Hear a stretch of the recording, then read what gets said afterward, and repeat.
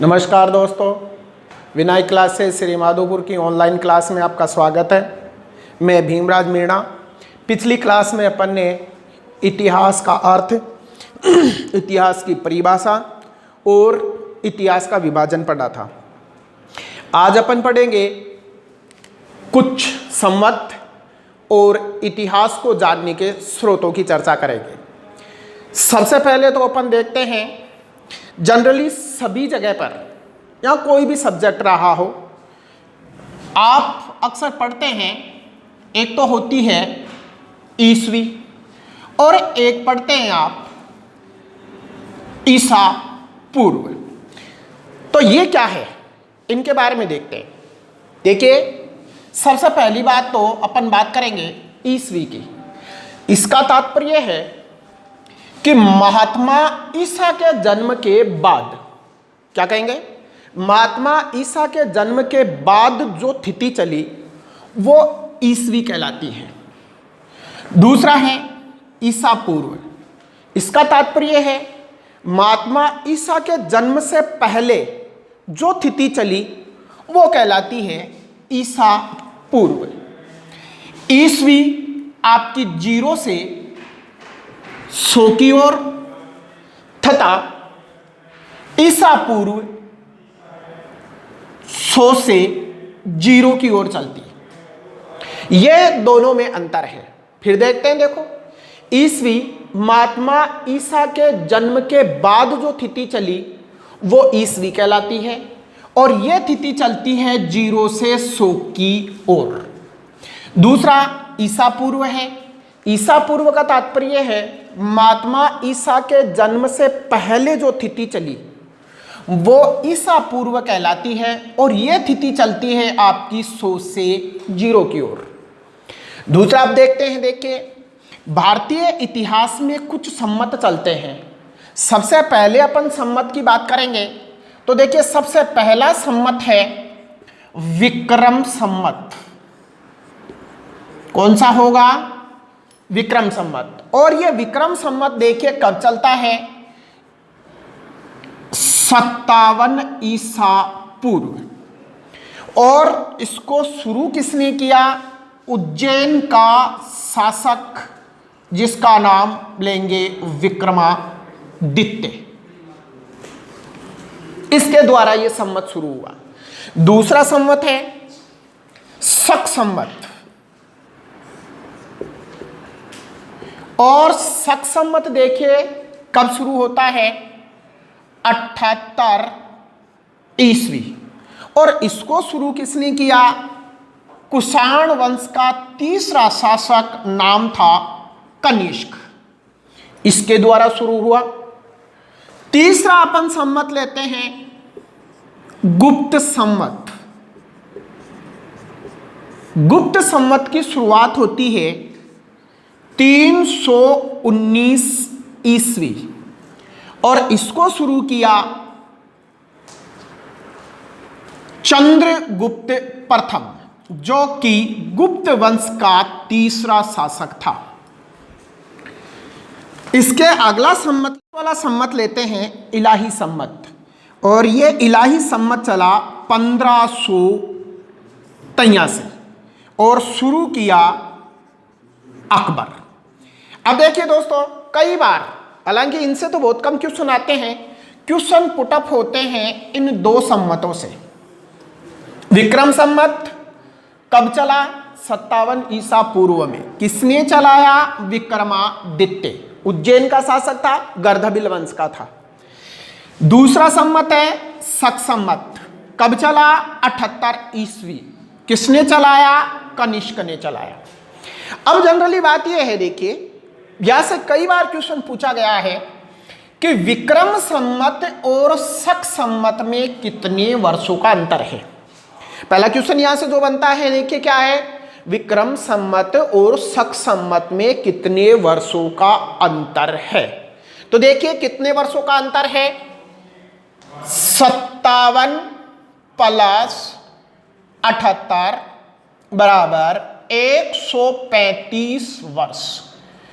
135 वर्षों का अंतर होता है विक्रम संवत और शक संवत में। कितने वर्षों का अंतर है? 135 वर्षों का। अब देखिए आगे देखते हैं अपन। आज की बात करें विक्रम संवत और शक संवत की, तो आज देखिए कौन सा विक्रम संवत है और कौन सा शक संवत है। कैसे विक्रम संवत से शक संवत बनाया जाता है, कैसे शक संवत से विक्रम संवत बनाया जाता है। आज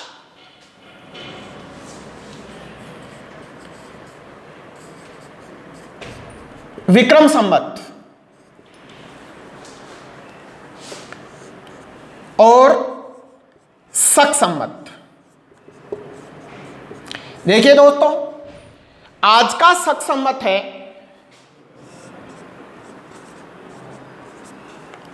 1942। कैसे निकालेंगे, कैसे बनेगा, ये देखिए विक्रम संवत और शक संवत में 135 वर्षों का अंतर है। या फिर आप यूं कह सकते हैं कि विक्रम संवत शक संवत से 135 वर्षों पहले चला, या फिर आप यूं कह सकते हैं कि शक संवत विक्रम संवत के 135 वर्षों बाद चला। तो देखिए अगर आज का विक्रम संवत और आज का शक संवत की बात करें तो आज शक संवत है 1942 और क्वेश्चन आपसे पूछा जाए कि शक संवत देकर विक्रम संवत पूछा जाए तो दिए गए आंकड़े में 135 जोड़ेंगे। क्या करेंगे? दिए गए आंकड़े में 135 जोड़ेंगे। देखिए जैसे आज का शक संवत है 1942 और आज के शक संवत में आपको कहता है कि आप इसको विक्रम संवत बना दीजिए, तो इसमें क्या करेंगे? 135 जोड़ेंगे। तो 135 जोड़ते ही देखिए क्या हो जाता है,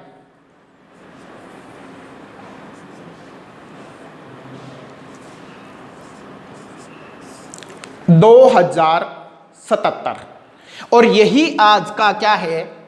विक्रम संवत है। विश्वास ना हो तो सबके घर में कैलेंडर है, सबके घर में अखबार आता है, ऊपर ही ऊपर लिखा हुआ होता है शक संवत और विक्रम संवत, दोनों लिखे हुए होते हैं। देखिए बात की अपन ने, शक संवत देकर विक्रम संवत पूछने पर दिए गए आंकड़े में 135 जोड़ेंगे और विक्रम संवत देकर शक संवत पूछने पर दिए गए आंकड़े में 135 घटा देंगे। वैसे ही देखिए आज का विक्रम संवत है आपका 2077 और पूछता है कि इसको विक्रम संवत को शक संवत में बदल दीजिए, तो इसमें से 135 घटा दीजिए, वही आपका आंकड़ा प्राप्त होगा 1942। अब बात यह हुई, देखिए फिर देख लीजिए शक संवत और विक्रम संवत में कितने वर्षों का अंतर है? 135 वर्षों का अंतर है। शक संवत देकर विक्रम संवत पूछने पर दिए गए आंकड़े में 135 जोड़ेंगे और विक्रम संवत देकर शक संवत पूछने पर दिए गए आंकड़े में 135 घटाएंगे। अब यह शुरू कब होते हैं यह भी बात हो गई है, और चेंज कब होंगे अर्थात संवत परिवर्तित कब होंगे। देखिए संवत परिवर्तन होते हैं चैत्र मास की शुक्ल पक्ष, चैत्र मास के शुक्ल पक्ष की एकम, यहां पर आपका हिंदू नव वर्ष होता है और यहां से संवत परिवर्तित होते हैं। और इसी दिन चेटी चंड भी होता है अर्थात नवरात्रा स्थापना, और ये कहलाता है हिंदू नव वर्ष। अब ये तो बात हुई शक संवत और विक्रम संवत की। अब अपन बात करेंगे ईस्वी और विक्रम संवत की। देखिए ईस्वी और विक्रम संवत में 57 वर्षों का अंतर होता है। अगर विक्रम संवत देकर ईस्वी पूछे तो दिए गए आंकड़े में 57 घटाएंगे, क्योंकि विक्रम संवत से 57 वर्षों बाद ईस्वी चलता है। देखिए कैसे, आज का विक्रम संवत की अपन ने बात कही थी, विक्रम संवत है 2077। अब 2077 को ईस्वी में बदलना है तो ईस्वी में बदल दीजिए, माइनस करना है क्या 57। तो देखिए क्या आ रहा है 2020। इसी तरह से सम्मत चेंज होते हैं। तो फिर सुनिए, विक्रम सम्मत देकर ईस्वी पूछने पर दिए गए आंकड़े में 57 घटाएंगे और ईस्वी देकर विक्रम सम्मत पूछने पर दिए गए आंकड़े में 57 जोड़ेंगे। तीसरी बात लेते हैं, शक सम्मत और ईस्वी की बात करते हैं। तो शक सम्मत और ईस्वी की बात अगर करते हैं तो देखिए शक सम्मत और ईस्वी में 78 वर्षों का अंतर होता है। कितने वर्षों का आ रहा है 78 वर्षों का अंतर है। तो देखिए पहली बात, शक सम्मत ईस्वी से 78 वर्षों बाद शुरू हुई। अगर ईस्वी देकर शक सम्मत पूछे तो दिए गए आंकड़े में 78 क्या करेंगे घटाएंगे। कैसे घटाएंगे देखिए, ईस्वी देकर शक सम्मत पूछने पर दिए गए आंकड़े में 78 घटाएंगे। तो आज की शक सम्मत क्या लिखी थी अपन ने, आज का शक सम्मत लिया था 1942। तो 1942 में से आपको देखिए क्या करना है, ईस्वी देकर शक सम्मत पूछने पर तो करेंगे क्या, दिए गए आंकड़े में 78 घटाएंगे और शक सम्मत देकर ईस्वी पूछने पर क्या करेंगे, दिए गए आंकड़े में 78 जोड़ेंगे। तो आज की ईस्वी लेते हैं 2020। तो 2020 को आपको क्या बनाना है, शक सम्मत बनाना है। तो मैंने बताया आपको कि शक सम्मत बनाने के लिए आप क्या करेंगे 78 घटाएंगे। तो देखिए दोस्तों 78 घटाते ही क्या आ रहा है, सीधा सीधा आ रहा है 1942। और अगर शक सम्मत दे दे और ईस्वी पूछ ले तो दिए गए आंकड़े में 78 जोड़ देंगे तो वही आपकी आ जाएगी क्या 2020। मैंने तो आज का बताया है आपको। प्रश्न करता हो सकता है 100 साल पहले का दे दे, 100 साल बाद का दे दे।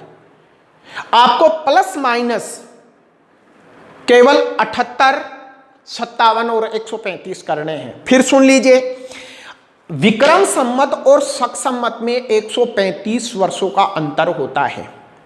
विक्रम सम्मत देकर शक सम्मत पूछने पर दिए गए आंकड़े में 135 घटाएंगे और शक सम्मत देकर विक्रम सम्मत पूछने पर दिए गए आंकड़े में 135 जोड़ेंगे। वही बात विक्रम सम्मत और ईस्वी पर लागू होती है। विक्रम सम्मत और ईस्वी में 57 वर्षों का अंतर होता है। अगर विक्रम सम्मत देकर ईस्वी पूछता है तो दिए गए आंकड़े में 57 घटाएंगे और ईस्वी देकर विक्रम सम्मत पूछता है तो दिए गए आंकड़े में 57 जोड़ेंगे। लास्ट बात अपन ने कही थी शक सम्मत और ईस्वी की। तो देखिए शक सम्मत और ईस्वी में अंतर आ रहा है 78 वर्षों का। अगर ईस्वी देकर शक सम्मत पूछता है तो दिए गए आंकड़े में 78 घटाएंगे और शक सम्मत देकर ईस्वी पूछता है तो दिए गए आंकड़े में 78 जोड़ेंगे। यह तो होता है इस तरह से इनकी गणना करना। दूसरी बात ये ध्यान रखेंगे कि भारत का राष्ट्रीय सम्मत कौन सा है, तो भारत का राष्ट्रीय सम्मत है शक सम्मत। शक सम्मत ही भारत का राष्ट्रीय सम्मत है भी। यह तो हुई आपकी सम्मतों से संबंधित। अब अपन बात करेंगे अगली, और अगली बात में अपन लेते हैं इतिहास को जानने के स्रोत, अर्थात ऐसे साधन जिनसे इतिहास की जानकारी प्राप्त होती है वो इतिहास के स्रोत कहलाते हैं। तो इतिहास को जानने के स्रोत अर्थात इतिहास के स्रोत इतिहास के स्रोत दो भागों में विभाजित किए जा सकते हैं। मोटे रूप से कितने भागों में करेंगे? मोटे रूप से तो इतिहास को जानने के स्रोत केवल दो ही भागों में होते हैं। कौन कौन से होते हैं देखिए, एक तो होता है जिसे आप कहेंगे पुरातात्विक स्रोत। क्या होगा? एक तो है पुरातात्विक स्रोत और दूसरा होता है साहित्यिक स्रोत। मोटे रूप से इतिहास को जानने के दो स्रोत होते हैं, पुरातात्विक स्रोत और साहित्यिक स्रोत। अब पुरातात्विक स्रोतों को भी फिर से विभाजित करते हैं। देखिए कौन कौन से, ध्यान रखेंगे यहां से कई बार बहुत सारे क्वेश्चन पूछे जाते हैं। तो कैसे होते हैं देखिए, पुरातात्विक स्रोतों का विभाजन कीजिए। पुरातात्विक स्रोतों का विभाजन करते समय अपन देखते हैं सबसे पहले क्या लेंगे, सबसे पहले लेंगे अभिलेख, दूसरा लेंगे सिक्के और तीसरा लेंगे मूर्तियां और चौथा यहां पर ले लेते हैं स्मारक। अभिलेखों को भी फिर से विभाजित कीजिए। अभिलेखों को विभाजित करेंगे तो देखिए क्या क्या होते हैं। अभिलेखों में होते हैं शिलालेख, स्तंभलेख, गुहालेख और लास्ट ले लेते हैं पट्टलेख। यह तो हुआ पुरातात्विक स्रोतों का विभाजन। पुरातात्विक स्रोतों में देखिए फिर से देख लीजिए, पहला ले रहे हैं अभिलेख, दूसरा है सिक्के, तीसरे है मूर्तियां और चौथे हैं स्मारक। अभिलेखों को विभाजित करेंगे। अभिलेखों में पहला है शिलालेख, दूसरा है स्तंभलेख, तीसरा गुहालेख और चौथा है पट्टलेख। इस तरह से पुरातात्विक स्रोतों को विभाजित किया जाता है। अब देखिए इतिहास को जानने के, पहला क्वेश्चन है, ध्यान से देखना, इतिहास को जानने के सबसे विश्वसनीय जो स्रोत होते हैं वो अभिलेखीय स्रोत होते हैं, अभिलेख होते हैं। सबसे विश्वसनीय स्रोत कौन से हैं? अभिलेख होते हैं, क्योंकि एक बार इनको उत्कीर्ण करने के बाद इनमें परिवर्तन की कोई संभावना नहीं होती है। और अभिलेखों का अध्ययन, दूसरा क्वेश्चन है, अभिलेखों का अध्ययन, अध्ययन की एपिग्राफी शाखा के अंतर्गत किया जाता है। किसमें करेंगे? अभिलेखों का अध्ययन, अध्ययन की एपिग्राफी शाखा के अंतर्गत किया जाता है, जिसे हिंदी में आप कहेंगे पुरालेख शास्त्र। क्या कहेंगे? पुरालेख शास्त्र। एपिग्राफी शाखा को हिंदी में क्या कहेंगे? पुरालेख शास्त्र। दूसरा देखिए, अब इन अभिलेखों में सबसे पहले लेते हैं शिलालेख। तो देखिए शिलालेख क्या होते हैं? वह लेख जो बड़ी बड़ी शिलाओं पे लिखे हुए होते हैं, उत्कीर्ण होते हैं, वो क्या कहलाएंगे? शिलालेख कहलाएंगे। और इससे पहले अपन पहली क्लास में भी चर्चा कर चुके थे अशोक के शिलालेखों की। तो अशोक के शिलालेखों को खोजने की बात अपन ने कही थी। तो अशोक के शिलालेखों को 1750 ईस्वी में टिफेन थेलर ने खोजा, जबकि 1837 में जेम्स प्रिंसेप नामक विद्वान के द्वारा इनको पढ़ा गया। 1837 में जेम्स प्रिंसेप ने पढ़ा, 1750 ईस्वी में टिफेन थेलर ने इन्हें खोजा, तब जाके पूरा का पूरा इतिहास प्रकाश में आया। राजस्थान में भी बहुत सारे शिलालेख प्राप्त होते हैं, जिनमें अगर राजस्थान के सबसे बड़े शिलालेख की बात करें जो कि प्रशस्ति के रूप में है, जिसे अपन कहते हैं राज प्रशस्ति, जो कि 25 बड़ी बड़ी श्याम रंग की शिलाओं पे उत्कीर्ण है। राजस्थान के राजसमंद जिले में राजसमंद झील के किनारे 25 बड़ी बड़ी शिलाओं के ऊपर ये उत्कीर्ण है, जो कि विश्व की सबसे बड़ी प्रशस्ति है। दूसरा लेते हैं स्तंभ लेख। स्तंभ लेख देखिए क्या होते हैं। स्तंभ लेख जो कि बड़े बड़े खंबे अथवा पिलरों पे लिखे हुए उत्कीर्ण लेख होते हैं, वो स्तंभ लेख कहलाते हैं। इस दृष्टि से अगर देखें तो सबसे महत्वपूर्ण स्तंभ है मेहरौली का लौह स्तंभ। कौन सा होगा? मेहरौली का लौह स्तंभ। और यह मेहरौली कहां है? दिल्ली। मेहरौली का स्तंभ लेख जो कि चंद्रगुप्त विक्रमादित्य का है, लगभग 1700 वर्षों से लगातार ये खुले प्रांगण में खड़ा हुआ है। आज तक इस पर जंग नहीं लगा। यह इसकी महत्वपूर्ण विशेषता है और गुप्तकालीन धातु विज्ञान का श्रेष्ठ नमूना है। दूसरा देखिए, प्रारंभ में यह लेख मथुरा में विष्णु पहाड़ी पे लगा हुआ था। दिल्ली के तोमर वंशीय शासक अनंगपाल ने इसे दिल्ली में स्थापित करवाया। यह है स्तंभ। राजस्थान में भी स्तंभ है। अगर राजस्थान के स्तंभ की बात करें तो देखिए सबसे अच्छा स्तंभ कीर्ति स्तंभ है। और कीर्ति स्तंभ में महाराणा कुंभा से संबंधित एक प्रशस्ति लगी हुई है, जिसे कीर्ति स्तंभ प्रशस्ति के नाम से जाना जाता है, जो महाराणा कुंभा की जानकारी देता है।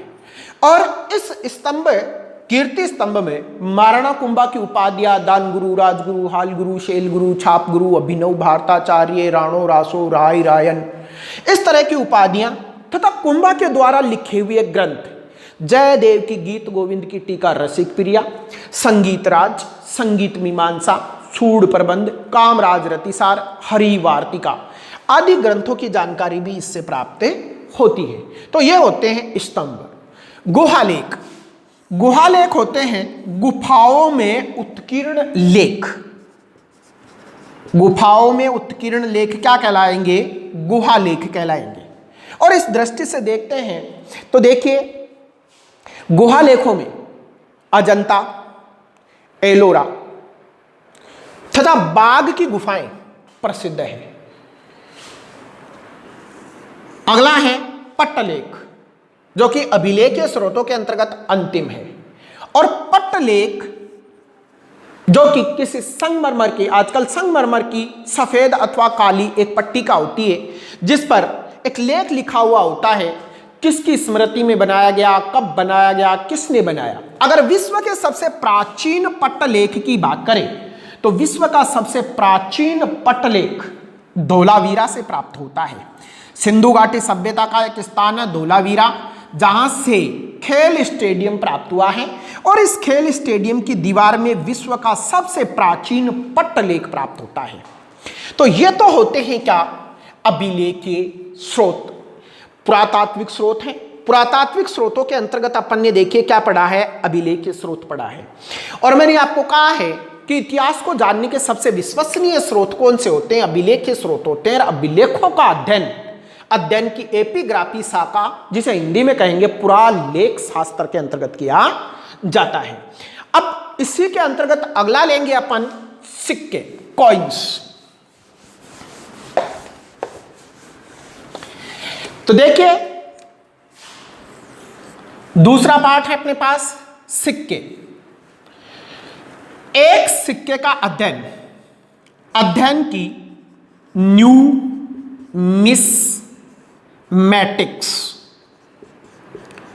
न्यूमिस्मैटिक्स शाखा के अंतर्गत किया जाता है। एक सिक्के का अध्ययन किस में करेंगे? अध्ययन की न्यूमिस्मैटिक्स शाखा के अंतर्गत किया जाता है। और इसे हिंदी में कहेंगे मुद्रा शास्त्र। क्या कहेंगे? मुद्रा शास्त्र कहेंगे। मुद्रा शास्त्र के अंतर्गत एक सिक्के का अध्ययन किया जाता है। और देखिए अगर भारतीय इतिहास में अपन बात करें तो भारत के सबसे प्राचीनतम सिक्के क्या कहलाएंगे? भारत के प्राचीनतम सिक्के कहलाते हैं आहत मुद्रा। क्या कहलाती है? आहत मुद्रा। और आहत मुद्रा का ही दूसरा नाम है पंच मार्क सिक्के। आहत मुद्रा को ही दूसरा नाम क्या देंगे? पंचमार्क सिक्के, जो कि भारत के सबसे प्राचीनतम सिक्के हैं। ये सिक्के चांदी और तांबे से निर्मित थे। कौन सी धातुओं में थे? चांदी और तांबे से। ध्यान देना, इन सिक्कों पर किसी प्रकार का कोई लेख नहीं होता था, लेख विहीन है। दूसरी बात, आकार निर्धारित नहीं था, या आप यूं कह सकते हैं कि यह धातु के टुकड़े मात्र थे जिन्हें ठप्पा मारकर बनाया जाता था, दबाव देके बनाया जाता था। यह होते हैं सिक्के। और भारत में सबसे पहले लेख युक्त स्वर्ण सिक्के हिंद यवन शासकों के द्वारा जारी किए गए। इसके द्वारा हिंद यवन शासक, या आप कहेंगे इनको इंडो ग्रीक शासक। भारत में सर्वप्रथम लेख युक्त स्वर्ण सिक्के जारी करने का श्रेय दिया जाता है इंडो ग्रीक शासक अथवा हिंद यवन शासकों को। तो देखिए, फिर देख लेते हैं एक बार। एक सिक्के का अध्ययन की किस शाखा में करेंगे? न्यूमिस्मेटिक शाखा में करेंगे। न्यूमिस्मेटिक शाखा को हिंदी में क्या कहेंगे? मुद्रा शास्त्र कहेंगे। दूसरा, भारत के सबसे प्राचीनतम सिक्के अथवा मुद्रा क्या कहलाती है? आहत मुद्रा कहलाती है। आहत मुद्रा का नाम दूसरा क्या लेंगे? पंच मार्क सिक्के लेंगे। किस धातु में निर्मित थे? चांदी और तांबे से निर्मित थे, लेख विहीन थे, आकार निर्धारित नहीं था। अब देखिए, अगली स्टेप में लेते हैं अपन मूर्तियां। तो एक मूर्ति से कैसे इतिहास लिखा जाएगा, ये देखते हैं।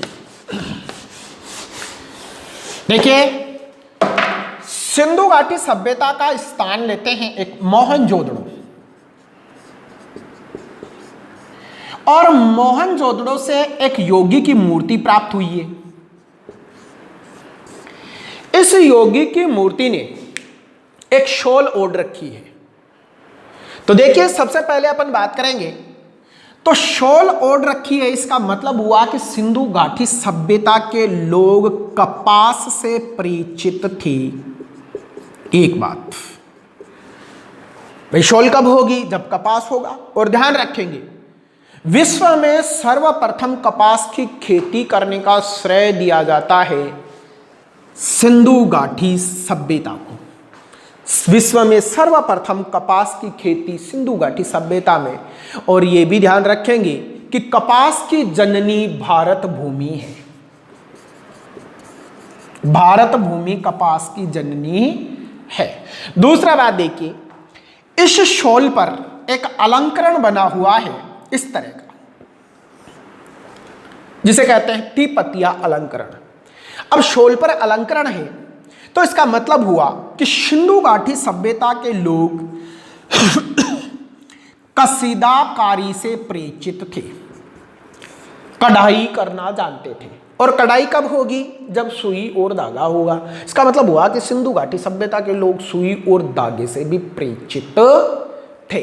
तो इस तरह से मूर्तियों से इतिहास लिखा जाता है। स्मारक, स्मारक इतने स्मारक है राजस्थान और भारत में कि स्मारक स्वयं अपने इतिहास की कथा कहते हैं, स्वयं अपना इतिहास बताते हैं। इतने स्मारक भरे पड़े हैं। अब ये तो हुआ क्या? पुरातात्विक स्रोत। अब लेंगे अगले स्टेप में अपने पास है साहित्यिक स्रोत।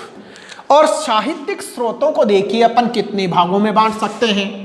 साहित्यिक स्रोतों को मोटे रूप से अपन 3 भागों में बांटेंगे। पहला होगा, देखिए कौन सा?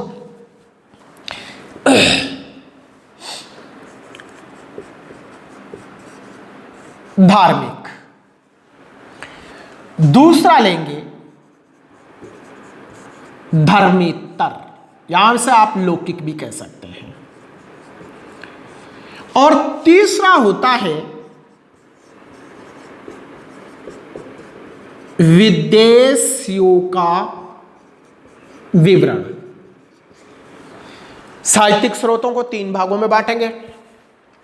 पहला है धार्मिक, दूसरा है धर्मेतर और तीसरा है विदेशियों का विवरण। देखिए, धार्मिक साहित्य को भी फिर से विभाजित करेंगे, जिसमें लेंगे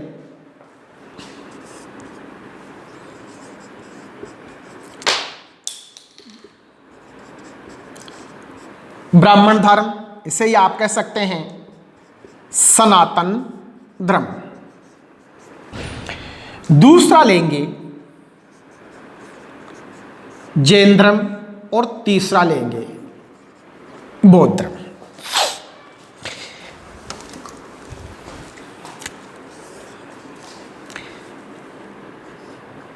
ब्राह्मण धर्म को विभाजित करेंगे वेद,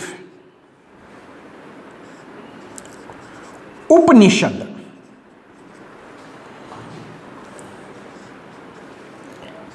पुराण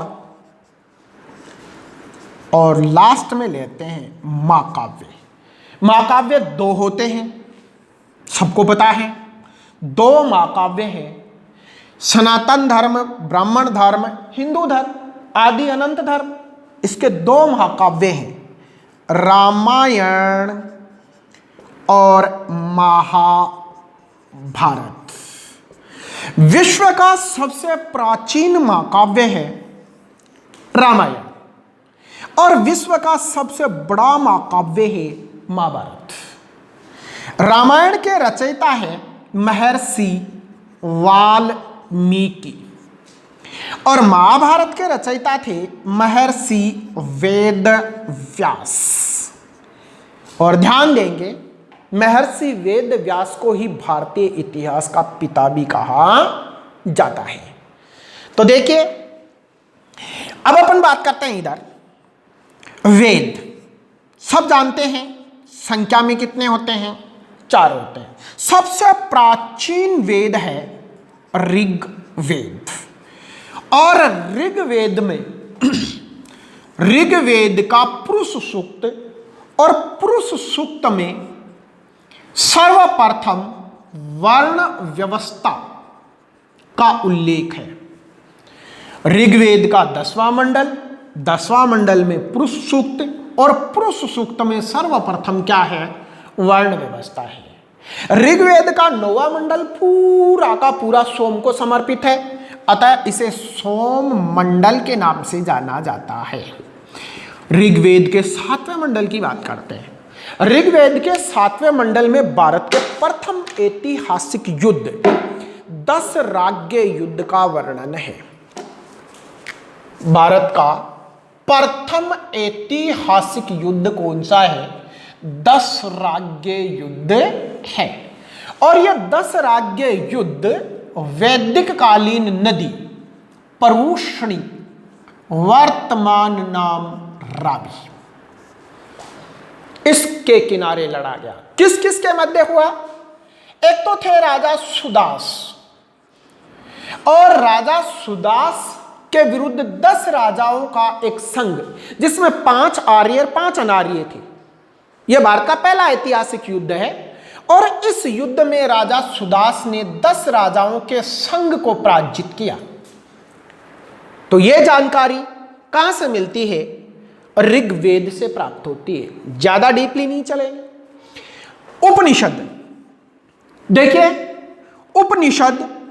उपनिषदों की संख्या तो होती है 108, लेकिन प्रमाणिक उपनिषद केवल कितने हैं? 12। सबसे बड़ा उपनिषद बृहदारण्यक उपनिषद है, जिसमें याज्ञवल्क्य और गार्गी का संवाद है। जनरली आपने एक उपनिषद के बारे में तो अवश्य पढ़ा होगा और बहुत बार क्वेश्चन आया है कि भारत का राष्ट्रीय वाक्य सत्यमेव जयते किस उपनिषद से लिया गया है। तो देखिए, भारत का राष्ट्रीय वाक्य सत्यमेव जयते मुंडकोपनिषद से लिया गया है।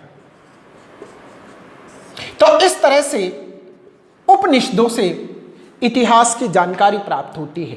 पुराण देखिए, पुराणों की संख्या केवल 18 होती है। इनसे भी इतिहास की जानकारी मिलती है। पुराणों में प्राचीन भारतीय राजवंशों की वंशावली प्राप्त होती है। प्राचीन भारतीय राजवंशों की वंशावली कहां से मिलती है? पुराणों से मिलती है। रामायण महाभारत से इतिहास की जानकारी मिलती है।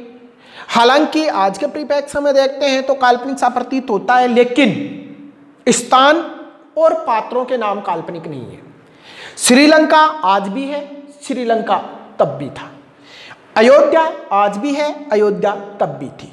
इसी तरह से महाभारत भी वर्तमान दृष्टि से अगर देखते हैं तो बहुत से लोग इसे काल्पनिक सा ग्रंथ बताते हैं, लेकिन महाभारत में भी स्थान और पात्रों के नाम काल्पनिक नहीं है।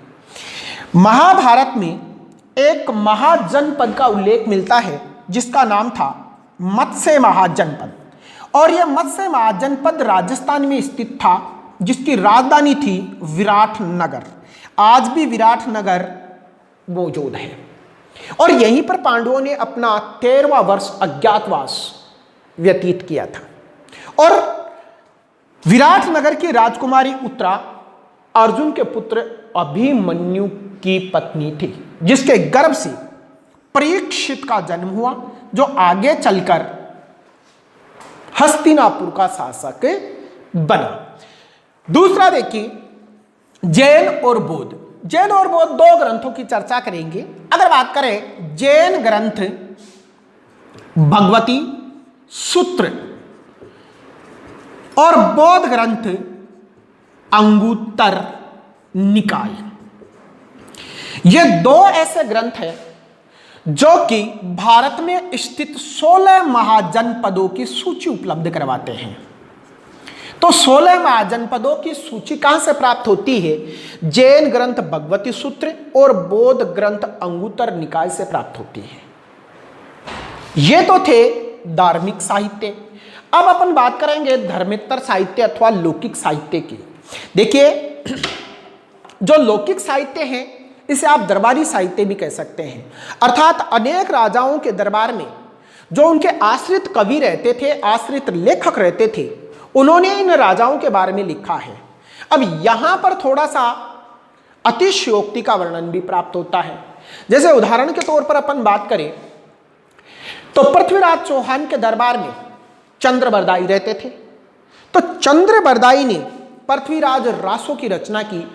इस रासों का लेखन कार्य पूर्ण करने का श्रेय चंद्रबरदाई के पुत्र जलन को दिया जाता है। इस ग्रंथ में चंद्रबरदाई के द्वारा लिखा गया है या जलन के द्वारा लिखा गया है कि मोहम्मद गोरी और पृथ्वीराज चौहान के मध्य 1192 ईस्वी में त्राइन का द्वितीय युद्ध हुआ, और इस त्राइन के द्वितीय युद्ध में पृथ्वीराज चौहान पराजित हुआ और अंधा करके उसको गजनी भेज दिया गया, जहां गजनी में शब्द भेदी बाण के द्वारा पृथ्वीराज चौहान ने मोहम्मद गोरी की हत्या की। लेकिन आप जानते हैं कि 1206 ईस्वी में मोहम्मद गोरी की हत्या पंजाब में झेलम नदी के किनारे शाम की नमाज पढ़ते समय खोखरों के द्वारा की गई। तो ऐसे स्थिति में कैसे माना जा सकता है? हालांकि इतिहास की जानकारी मिलती है, लेकिन इसमें कुछ अतिशयोक्ति का वर्णन भी प्राप्त होता है। दूसरा, इसी में अपन बात करें आगे तो देखिए, मलिक मोहम्मद जायसी थे। मलिक मोहम्मद जायसी जिन्होंने 1540 ईस्वी में शेरशाह सूरी के काल में पद्मावत की रचना की। इस पद्मावत नामक ग्रंथ में अलाउद्दीन खिलजी के चित्तौड़ अभियान की जानकारी मिलती है, और राजमाता पद्मिनी के नेतृत्व में 1600 महिलाओं के द्वारा जोहर किया गया। इस ग्रंथ में चित्तौड़ के प्रथम जोहर, प्रथम साके की जानकारी भी प्राप्त होती है। लेकिन जिस तरह से राजमाता पद्मिनी का चरित्र चित्रण किया गया है वो थोड़ा सा अविश्वसनीय सा प्रतीत होता है। तो दरबारी साहित्य में अतिशयोक्ति का वर्णन होता है। दूसरा, अगर और बात करें तो चंद्रगुप्त विक्रमादित्य के दरबार में बड़े संस्कृत के एक महान विद्वान जिसका नाम था कालिदास, और कालिदास को भारत का शेक्सपियर कहा जाता है। इतिहासकार V.A. स्मिथ ने कालिदास को भारत का शेक्सपियर कहा है, जिन्होंने संस्कृत भाषा में 7 ग्रंथों की रचना की, 7 पुस्तक लिखी, जिनमें 3 नाटक, 2 खंड काव्य और 2 महाकाव्य थे। कालिदास के द्वारा लिखा गया सर्वश्रेष्ठ नाटक था अभिज्ञान शाकुंतलम। उनसे भी इतिहास की जानकारी प्राप्त होती है। चंद्रगुप्त मौर्य के दरबार में एक प्रसिद्ध अर्थशास्त्री कह दीजिए, चंद्रगुप्त मौर्य का प्रधानमंत्री भी था, उसका गुरु भी था, कौटिल्य, जिसको आप विष्णुगुप्त के नाम से भी जानते हैं, चाणक्य के नाम से भी जानते हैं। अर्थशास्त्र लिखा और अर्थशास्त्र में मौर्यकालीन इतिहास की जानकारी प्राप्त होती है। तो ये होते हैं क्या? लौकिक साहित्य अथवा धर्मेतर साहित्य। विदेशियों का विवरण।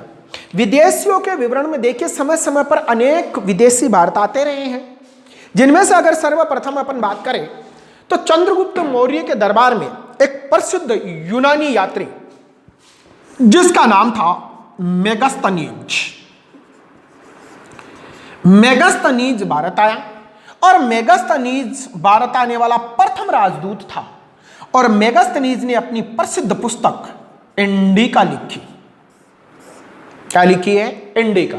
और इस इंडिका में चंद्रगुप्त मौर्य की जानकारी या मौर्यकालीन इतिहास की जानकारी प्राप्त होती है। इसी तरह से और इतिहासकार की बात करते हैं, चंद्रगुप्त विक्रमादित्य। चंद्रगुप्त विक्रमादित्य, इसके दरबार में प्रसिद्ध चीनी यात्री फाहियान आया और फाहियान ने अपना ग्रंथ फोक वोक की लिखी और इस ग्रंथ में चंद्रगुप्त विक्रमादित्य अथवा गुप्तकालीन इतिहास की जानकारी प्राप्त होती है। हर्षवर्धन के समय प्रसिद्ध चीनी यात्री ह्वेनसांग ने भारत की यात्रा की। ह्वेनसांग ने सी युकी नामक ग्रंथ लिखा जिसमें हर्षकालीन भारत की जानकारी प्राप्त होती है और ह्वेनसांग को यात्रियों का राजकुमार, नीति का पंडित, वर्तमान शाक्य मुनि आदि नामों से भी जाना जाता है। अंतिम एक और बात कर लेते हैं। 671 ईस्वी में एक प्रसिद्ध चीनी यात्री जिसका नाम था इत्सिंग। इत्सिंग भारत आया और इत्सिंग ने तत्कालीन भारतीय सामाजिक, आर्थिक और राजनीतिक दशा का चित्रण किया है। तो यह होता है विदेशियों का विवरण। और भी बहुत सारे विदेशी आते रहे हैं। आज के लिए इतना ही। अगर मेरी क्लास पसंद आई हो तो विनायक क्लासेज के YouTube चैनल को सब्सक्राइब करना ना भूलें। धन्यवाद।